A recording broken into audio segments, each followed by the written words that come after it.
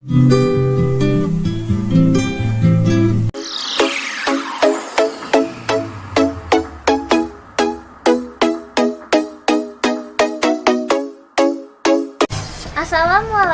warahmatullahi wabarakatuh. Halo teman-teman, perkenalkan, nama saya Berliana Indah Pratiwi. Saya adalah mahasiswa Universitas Bung Karno semester 2, program studi Ilmu Komunikasi. Dalam video kali ini, saya akan menjawab soal UAS dalam mata kuliah Asas-Asas Manajemen. Selanjutnya, mari kita simak videonya. Soal nomor 1. Praktek manajemen hampir sama tuanya dengan perkembangan peradaban. Tetapi, studinya secara sistematik boleh dikatakan masih belum lama diterapkan. Jelaskan perkembangan awal manajemen ilmiah tahun 1900 sampai 1920 dan manajemen modern. Yang pertama yaitu perkembangan awal manajemen. Winardi tahun 1990 mengatakan bahwa peradaban kuno pada bagian barat Mesopotamia dan tulisan orang-orang Mesir kuno sekitar tahun 1200 sebelum Masehi menunjukkan sudah adanya pengetahuan serta penggunaan manajemen untuk mengelola soal-soal politik. Sejarah Yunani kuno dan kerajaan Romawi banyak memberikan bukti tentang pengetahuan manajemen, terutama dalam pengelolaan persidangan di pengadilan, praktek pemerintahan, organisasi tentara, serta kesatuan usaha-usaha kelompok dan pelaksanaan otoritas. Demikian pula, organisasi gereja telah menggunakan struktur organisasi sedunia yang menyusun otoritas sendiri sebagai bukti penerapan manajemen sampai pertengahan abad ke-18 juga menggunakan prinsip manajemen dalam meningkatkan produksi. Yang kedua yaitu manajemen ilmiah tahun 1900 sampai 1920. Perlu kita ketahui bahwa bapak manajemen ilmiah yaitu Frederick Winslow Taylor tahun 1858 sampai 1915. Dia adalah seorang insinyur dan industrialis Amerika yang teori manajemennya dianggap radikal pada zamannya dalam meningkatkan produktivitas. Dari pengalamannya, Taylor menyadari bahwa problem produktivitas yang sebenarnya berasal dari sikap tak acuh para pekerja dan manajer. Menurutnya, produktivitas merupakan kunci pemecah bagi pencapaian upah lebih tinggi dan laba lebih besar. Akhirnya, Taylor mengeluarkan karya ilmiah yaitu The Principles of Scientific Management tahun 1911 yang di dalamnya diungkapkan prinsip-prinsip fundamental sebagai landasan pendekatan ilmiah terhadap manajemen. Dia memandang bahwa kepentingan para pekerja, para manajer, dan para pemilik perusahaan harus dapat diselaraskan. Selanjutnya yaitu manajemen modern. Seorang bapak manajemen modern berkebangsaan Prancis yaitu Henri Fayol. Dia adalah seorang industrialis. Dia mengarang sebuah buku manajemen yaitu Administration Industrielle et Générale. Dia mengembangkan aktivitas manajerial yang mencakup teknikal atau produksi, komersial seperti membeli, menjual, dan menukarkan, finansial dalam mencari modal dan memanfaatkan secara optimal kepastian seperti perlindungan harta kekayaan, serta akunting dan manajerial yang dibagi dalam perencanaan, pengorganisasian, memimpin, mengkoordinir, dan mengawasi. Soal nomor 2. Menurut Henri Fayol, ada 14 prinsip-prinsip umum manajemen atau General Principle of Management. Sebutkan dan jelaskan. Yang pertama yaitu pembagian kerja. Prinsip ini sangat penting karena adanya limit factors. Artinya, adanya keterbatasan manusia dalam mengerjakan semua pekerjaan, yaitu yang pertama, adanya keterbatasan waktu, keterbatasan pengetahuan, keterbatasan kemampuan, dan keterbatasan perhatian. Keterbatasan ini mengharuskan diadakannya pembagian pekerjaan. Tujuannya untuk memperoleh efisiensi organisasi dan pembagian kerja yang berdasarkan spesialis sangat diperlukan, baik pada bidang teknis maupun pada bidang kepemimpinan. Asas pembagian kerja ini mutlak harus diadakan pada setiap organisasi. Karena pada pembagian kerja berarti tidak ada organisasi dan kerjasama di antara anggotanya. Dengan pembagian kerja, maka daya guna dan hasil guna organisasi dapat ditingkatkan demi tercapainya tujuan. Yang kedua yaitu kekuasaan dan tanggung jawab. Menurut asas ini, perlu adanya pembagian wewenang dan tanggung jawab antara atasan dan bawahan, dan wewenang harus seimbang dengan tanggung jawab. Wewenang atau authority menimbulkan hak, sedangkan tanggung jawab menimbulkan kewajiban. Hak dan tanggung jawab menyebabkan adanya interaksi atau komunikasi antara atasan dan bawahan. Yang ketiga yaitu disiplin. Menurut asas ini, hendaknya semua perjanjian, peraturan yang telah ditetapkan, dan perintah atasan harus dihormati, dipatuhi, serta dilaksanakan sepenuhnya. Yang keempat yaitu kesatuan perintah. Menurut asas ini, hendaknya setiap bawahan hanya menerima perintah dari seorang atasan dan bertanggung jawab hanya kepada seorang atasan pula. Tetapi, seorang atasan dapat memberi perintah kepada beberapa orang bawahan. Asas kesatuan perintah ini perlu, karena jika seorang bawahan diperintah oleh beberapa orang atasan, maka ia akan bingung. Yang kelima yaitu kesatuan arah. Setiap orang atau sekelompok bawahan hanya mempunyai satu rencana, satu tujuan, satu perintah, dan satu atasan.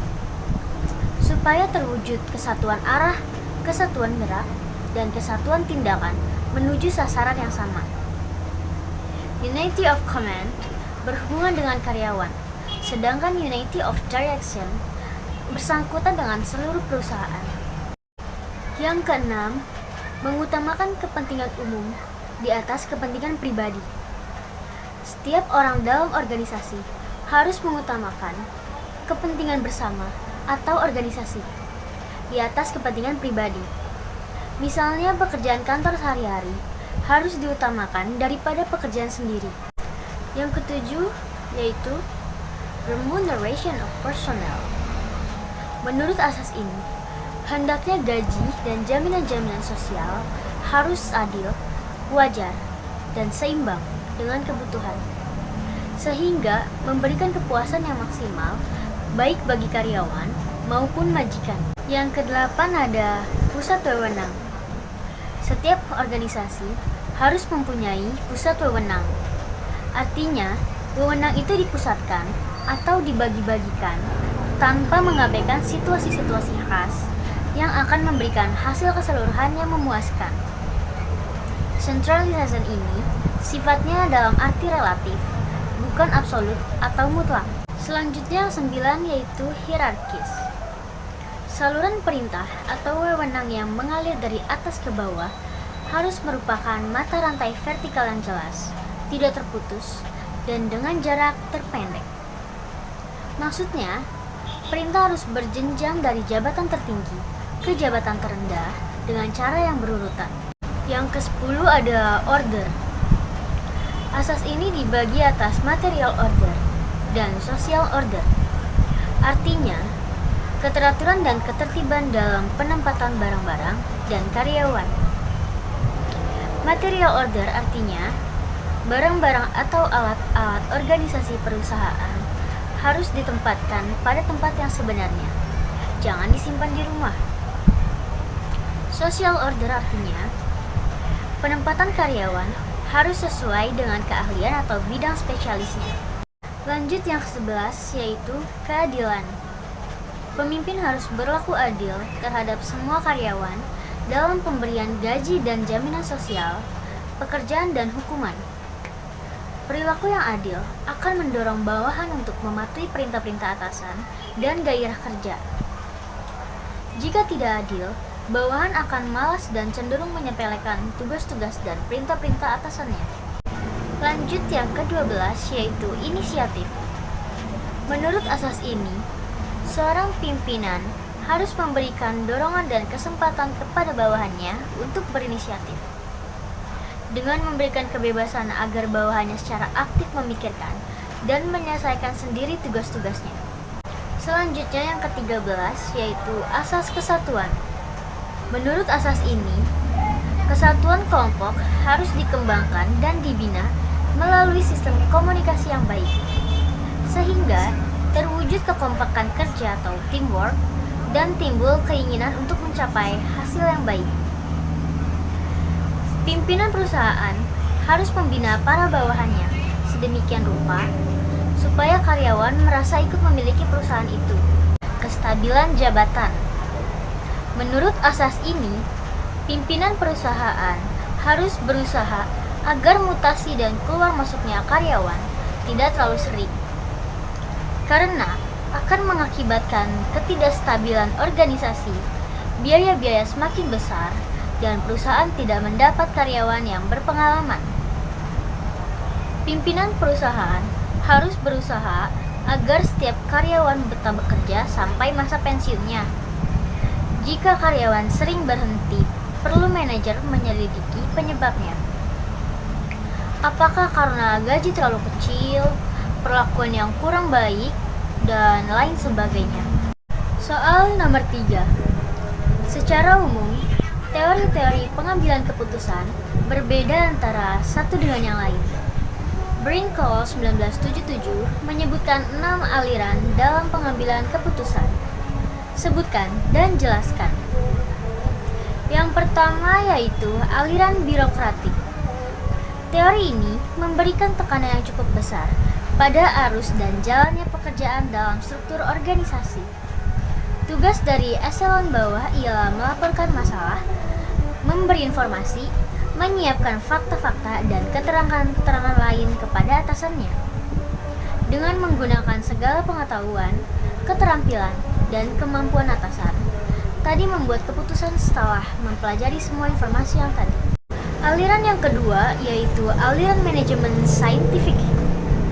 Teori ini menekankan pada pandangan bahwa tugas-tugas itu dapat dijabarkan ke dalam elemen-elemen logis yang dapat digambarkan secara saintifik. Sementara manajemen sendiri memiliki kemampuan untuk menganalisis dan menyelesaikan suatu masalah. Aliran yang ketiga yaitu aliran hubungan kemanusiaan. Teori ini menganggap bahwa organisasi dapat berbuat lebih baik daripada lebih banyak perhatian diberikan kepada manusia dalam organisasi itu, seperti yang menimbulkan kepuasan kerja, peran serta dalam pengambilan keputusan, memperlakukan organisasi sebagai suatu kelompok sosial yang mempunyai tujuan. Selain itu, kebutuhan dan keinginan anggota selalu dipertimbangkan dalam membuat keputusan bertindak. Selanjutnya yang keempat yaitu aliran rasional ekonomi. Teori ini mengakui bahwa organisasi adalah suatu unit ekonomi yang mengkonversi masukan atau input menjadi luaran atau output, dan yang harus dilakukan dengan cara yang paling efisien. Menurut aliran ini, suatu langkah kebijaksanaan akan terus berlangsung sepanjang itu membuat nilai yang lebih tinggi daripada biayanya. Aliran yang kelima yaitu aliran satisficing. Aliran ini tidak mengharapkan suatu keputusan yang sempurna. Aliran ini yakin bahwa para manajer yang selalu dipenuhi berbagai masalah mampu mengatasi keputusan yang cukup rasional. Para manajer sesungguhnya bermaksud membuat keputusan yang rasional, tetapi karena keterbatasan kognitif, ketidakpastian, dan keterbatasan waktu memaksa mereka mengambil keputusan dalam kondisi bounded rationality atau rasionalitas terbatas. Aliran yang terakhir yaitu aliran analisis sistem. Aliran ini percaya bahwa tiap masalah berada dalam suatu sistem yang terdiri atas berbagai subsistem yang keseluruhannya merupakan satu kesatuan, seperti terlihat pada kata-kata dalam kotak teka-teki. di mana setiap kata mempunyai kaitan dan dampak satu terhadap yang lain.